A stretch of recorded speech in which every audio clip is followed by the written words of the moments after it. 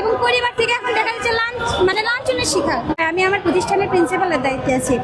হবে আশা নিয়ে আমরা কাজটা শুরু করছিলাম, যার জন্য করে এই যে 8টা বছর দীর্ঘ হয়ে গেছে। এখন তো সরকারি চাকরির বয়সে প্রায় শেষ হয়ে গেছে। এই যে বাচ্চাদের নিয়ে কাজ করে আসলে তাদের মায়ায় পড়ে গেছে, যার কারণে সেখান থেকে যে সরে যাব সেটাও পাচ্ছি না।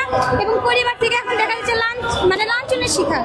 মানে হাজবেন্ডকে ভালোভাবে কথা বলতে গেলেও বোঝা যায় যে হ্যাঁ তুমি এতদিন তোমার পিছনে এত টাকা পয়সা ইনভেস্ট করলাম, তার কাছেও মানে মূল্যায়ন পাওয়া যায় না। এর বাবা মা মানে ইগনোর করে। কারণ আমার বাবা মা আমাকে তো অনেক কষ্ট করে লেখাপড়া করাইছে।